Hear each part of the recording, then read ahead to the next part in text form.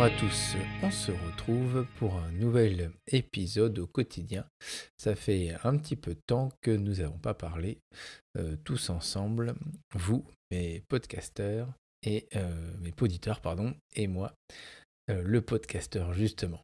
Depuis que j'ai fait ma dernière émission au quotidien, vous avez pu apprécier mes invités. On a eu tout d'abord Amandine et l'école dehors, que je remercie encore. Nous avons eu Julien qui nous a présenté le dispositif Toulipo.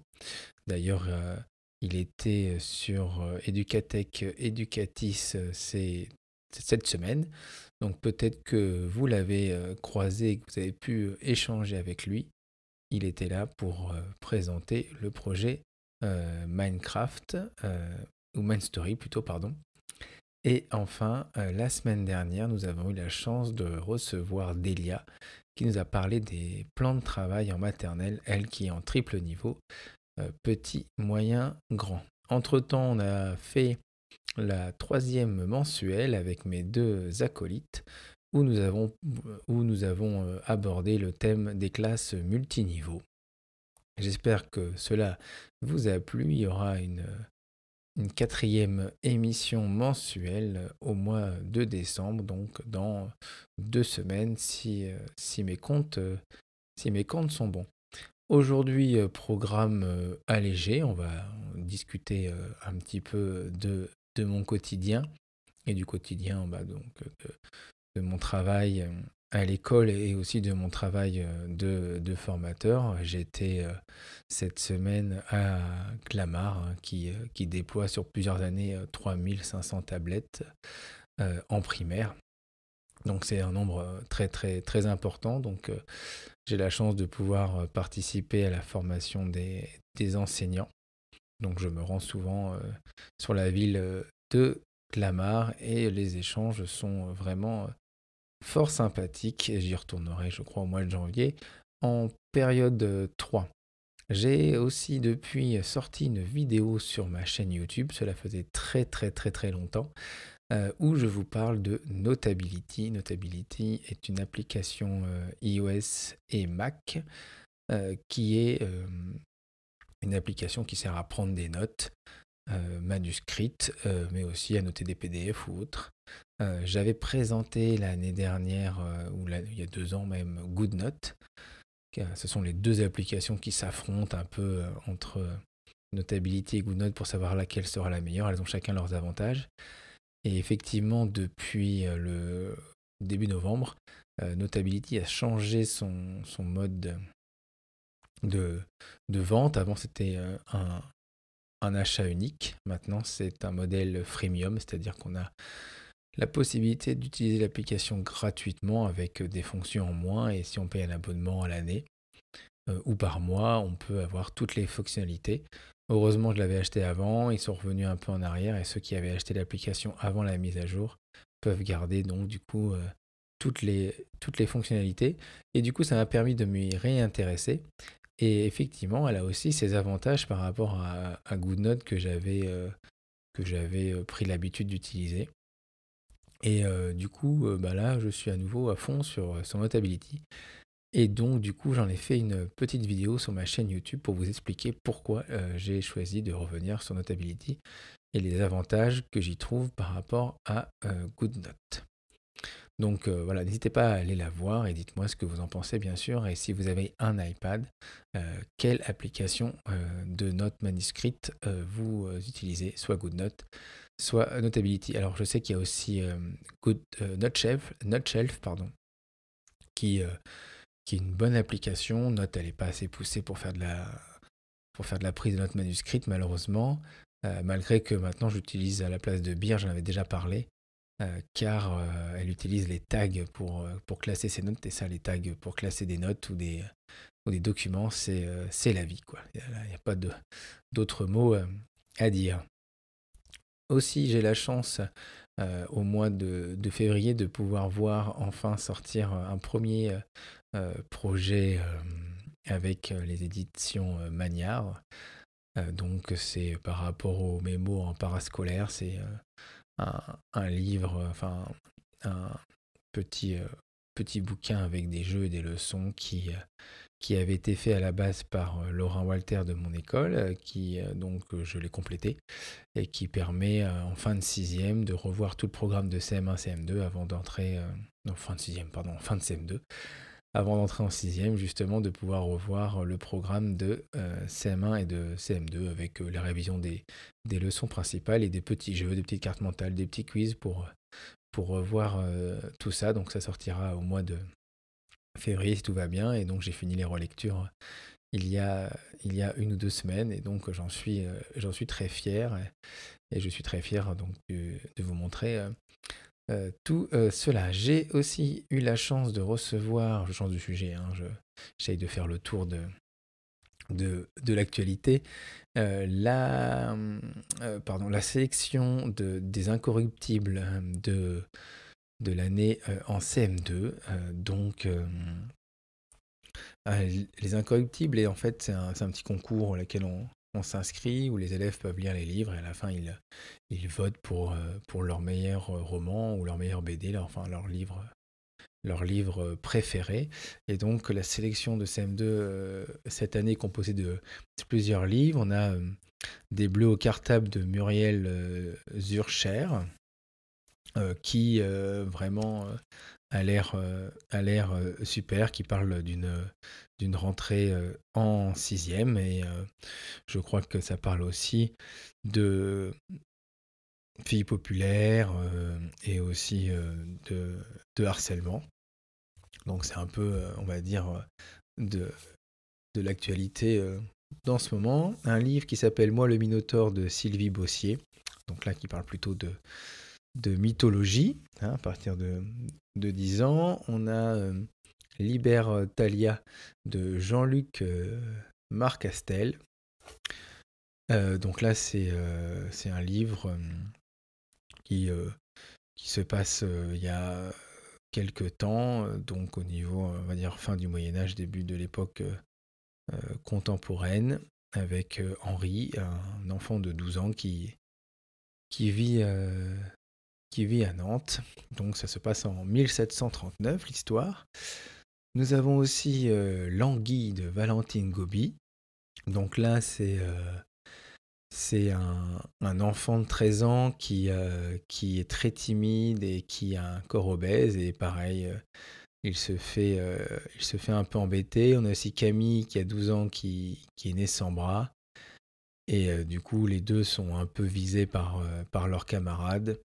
Donc voilà, c'est encore un peu le harcèlement, la différence, l'accueil de tous.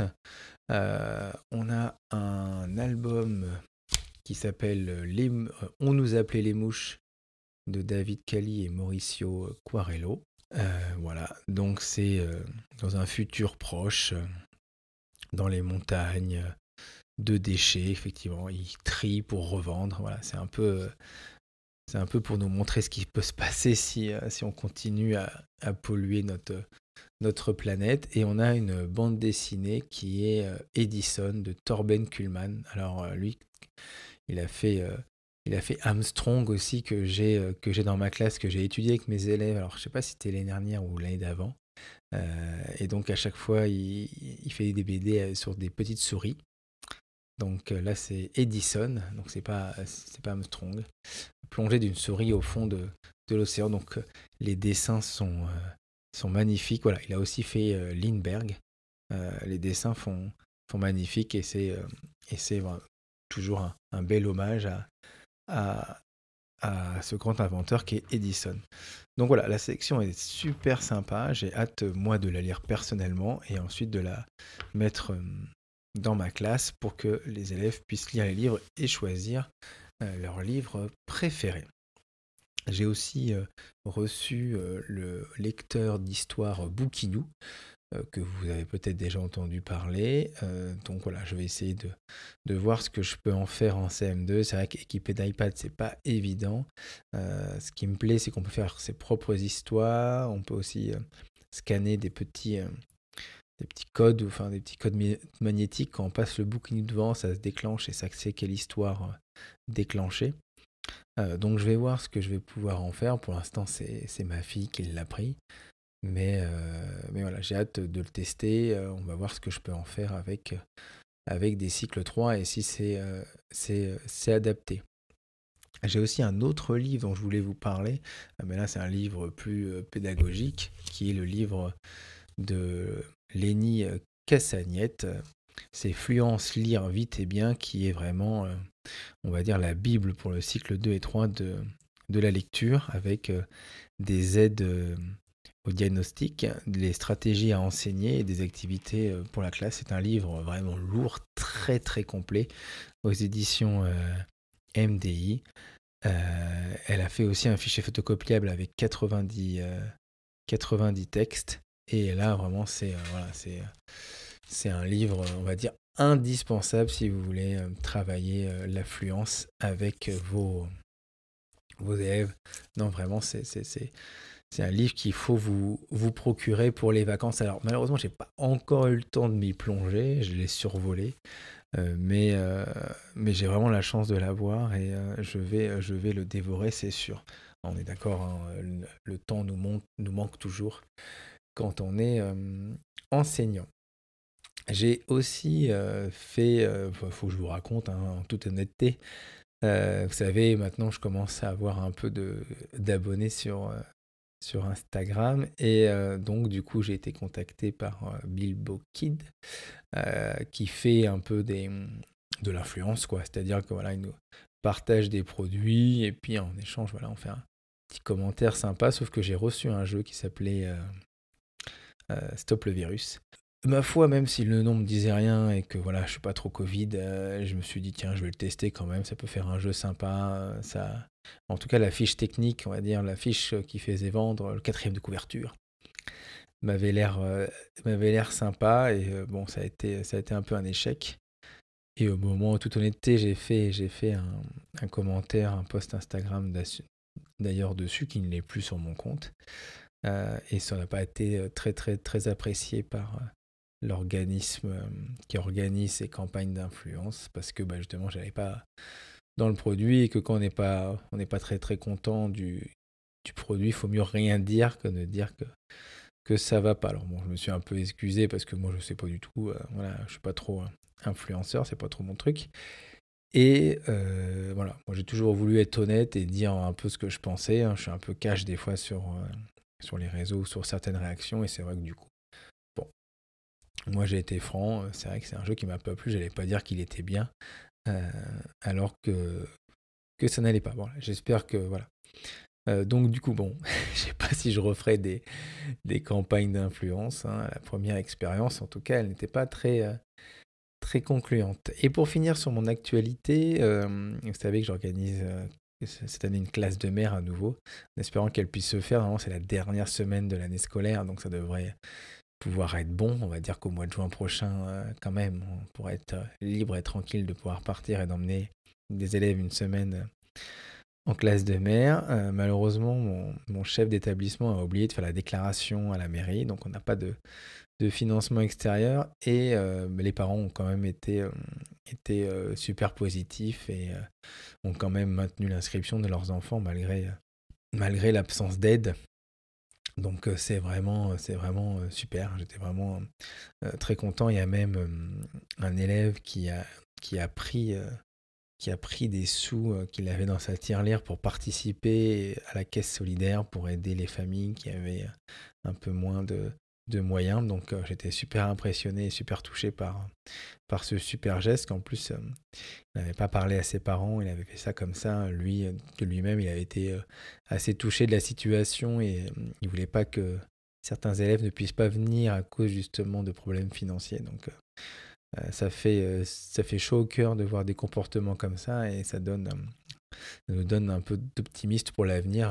Parce que c'est vrai quand on voit des fois les informations ou autres, on a un peu peur de l'avenir et du monde qu'on va laisser. Et effectivement, quand on voit ce genre de comportement, on retrouve le sourire et on est un peu plus optimiste pour la suite des événements. Donc voilà pour l'actualité. Après, bah voilà, on est aujourd'hui samedi 27. Demain, je cours un semi-marathon. Ça fait longtemps que j'ai pas fait de course chronométrée et je me suis pas mal entraîné. Donc j'espère que je vais réaliser un très bon temps. Je vous raconterai ça dans ma prochaine émission au quotidien qui sera certainement en 2022 et on fêtera les 1 an du podcast. Vous imaginez 1 an que j'ai lancé le podcast et j'arrive à tenir le rythme d'une émission par semaine et il y aura encore plein d'invités qui vont arriver, qui sont prévus et je pense que ça va vous plaire. Pour finir, 3 choses. D'abord, sur des choses que j'aime en ce moment. J'aime le titre qui vient de sortir d'Orelsan, l'odeur de l'essence, qui est vraiment un titre qui rentre dedans dans les politiques, dans les médias ou autres. Et ça me fait vraiment très plaisir à entendre. Donc si vous ne l'avez pas entendu, même si vous n'êtes pas fan d'Orelsan, je ne suis pas forcément fan d'Orelsan, mais les paroles sont assez bien vues et le rythme de la chanson aussi. Donc écoutez-la. Petit conseil lecture aussi, j'ai lu 20 heures sur le quai. Alors j'ai oublié de noter l'auteur, je suis désolé, mais vous allez retrouver ça facilement. Et c'est vraiment une claque. C'est un livre qu'on ne peut pas lâcher. C'est des chapitres très très courts, beaucoup de rythme. Je vous spoil pas sur l'histoire, c'est un peu une histoire d'amour quand même. Mais vraiment, voilà, une vraie claque. Si vous avez un livre à lire, vous ne savez pas quoi lire, et lisez 20 heures sur le quai. Il est vraiment super. Et enfin, moi en tant que fan de super-héros, mon super-héros favori, si vous ne l'aviez pas deviné, c'était Batman. Et je suis quand même l'actualité de Marvel. Et là, depuis cette semaine est sortie la nouvelle série Hawkeye. Donc c'est vraiment sympa. Si vous avez Disney+, je vous conseille de regarder les séries Marvel, voire même les films Marvel. Même si on n'est pas fan, on se prend quand même au jeu des acteurs et puis des pouvoirs. Enfin, même en plus, Hawkeye, il n'a pas vraiment de pouvoir parce que c'est juste un archer qui est fort aussi en arts martiaux. Mais bon, il n'a pas de pouvoir magique comme peut avoir, je sais pas, Thor, ou qui peut voler avec son marteau, ou quand bien même Hulk qui peut se transformer, ou Spider-Man qui peut se transformer en araignée. Donc voilà, c'est un grand plaisir de recommencer une nouvelle série Marvel après Loki ou autre.